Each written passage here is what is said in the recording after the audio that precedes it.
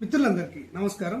తెలంగాణ రాష్ట్రంలో ఆసరా పెన్షన్ల పంపిణీలో అంటే ఇప్పుడు పేరు మార్చారు, చేయుత పెన్షన్ల పంపిణీలో సమూలమైనటువంటి మార్పులు తీసుకురావాలి అని ముఖ్యమంత్రి గారు ఉన్నతాధికారులను ఆదేశించడం అనేది జరిగింది.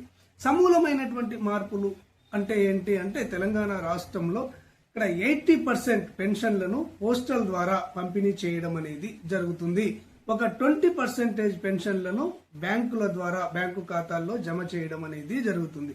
ఈ విధంగా పెన్షన్ల పంపిణీ రెండు విధాలుగా జరుగుతుంది.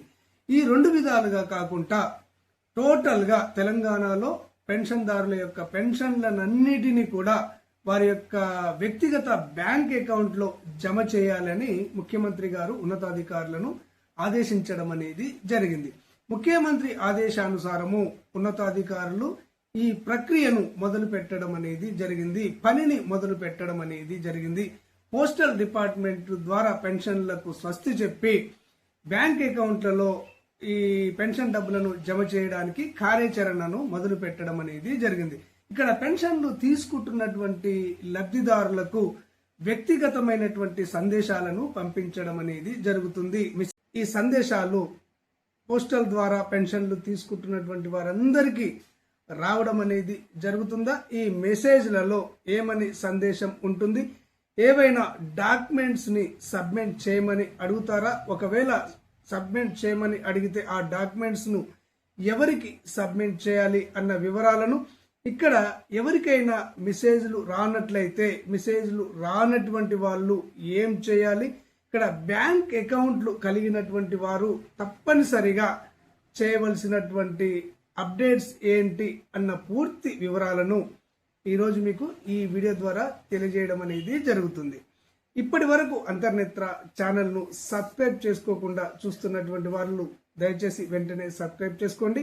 మన ఛానల్లోకి కొత్తగా వచ్చినటువంటి వాళ్ళు అంతర్నేత్రను ఆదరించి సబ్స్క్రైబ్ చేసుకోండి. ఈ ఆసరా పెన్షన్లకు సంబంధించి ప్రభుత్వం నుంచి ఎలాంటి లేటెస్ట్ అప్డేట్ వచ్చినా గానీ ఆ సమాచారాన్ని ఉన్నది ఉన్నట్టుగా అంతర్నేత్ర ఛానల్ మాత్రమే మీకు తెలియజేయడం అనేది జరుగుతుంది. ఈ సమాచారం మీ మొబైల్లో రావాలి అంటే, మీకు తెలియాలి అంటే తప్పనిసరిగా అంతర్నేత్ర ఛానల్ను ఆదరించి సబ్స్క్రైబ్ చేసుకోండి.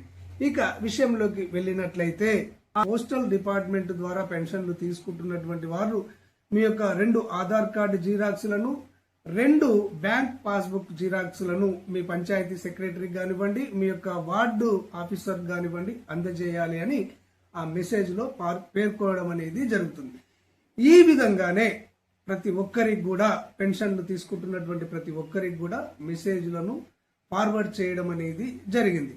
అయితే ఇక్కడ అన్ని జిల్లాల డిఆర్డిఓలు కూడా ఆ జిల్లాలో ఉన్నటువంటి మున్సిపల్ కమిషనర్లకు మరియు ఎంపీడీఓలకు సర్క్యులర్ ను పాస్ చేయడం అనేది జరిగింది. ఆ సర్క్యులర్ లో డిఆర్డిఓలు పేర్కొన్నది ఏంటి అన్నది ఇక్కడ మీకు డిస్ప్లే చేస్తూ మీకు తెలియజేయడం అనేది జరుగుతుంది.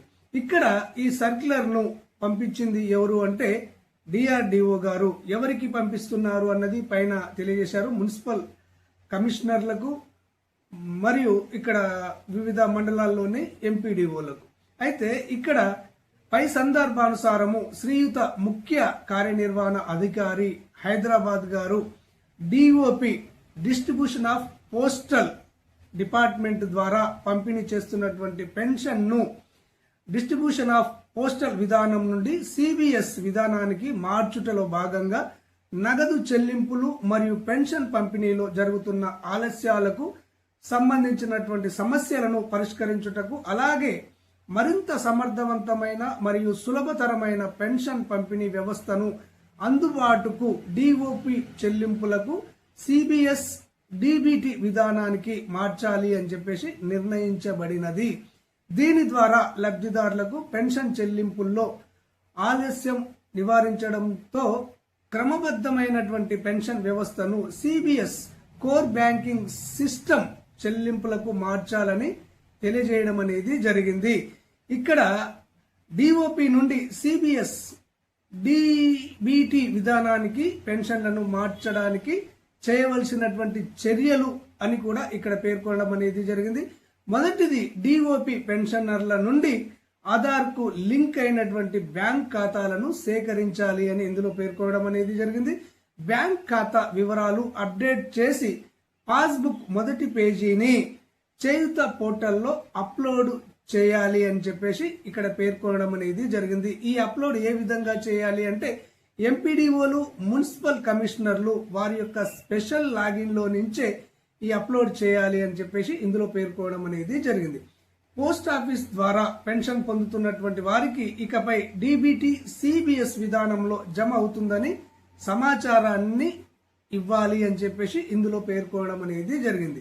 కావున డిఓపి పెన్షన్ ను పంపిణీ చేసే సంబంధిత మండలాల అధికారులను కోరున్నది ఏమనగా లబ్ధిదారుల నుండి ఆధార్ నెంబర్ లింక్ ఉన్నటువంటి బ్యాంక్ అకౌంట్స్ ను సేకరించి చేయుత వెబ్సైట్ సిఓ లాగిన్ లో నమోదు చేసి ఎంపీడీఓ లాగిన్ లో అప్రూవల్ చేయగలరని మనవి చేయడమైనది అని చెప్పేసి ఇందులో పేర్కోవడం అనేది జరిగింది. మీ విశ్వాస పాత్రుడు జిల్లా గ్రామీణాభివృద్ధి అధికారి అని చెప్పేసి ఇక్కడ డిఆర్డిఓ గారు సంతకం చేసి ఈ సర్క్యులర్ ను కమిషనర్లకు, ఎంపీడీఓలకు ఫార్వర్డ్ చేయడం అనేది జరిగింది. ఈ సర్క్యులర్ తో పాటు పోస్టల్ ద్వారా పెన్షన్లు తీసుకుంటున్నటువంటి వారి పెన్షన్దారుల యొక్క వివరాలన్నీ కూడా ఈ సర్క్యులర్ ద్వారా వారికి పంపించడం అనేది జరిగింది అని ఈ సర్క్యులర్ లో పేర్కొనడం అనేది జరిగింది.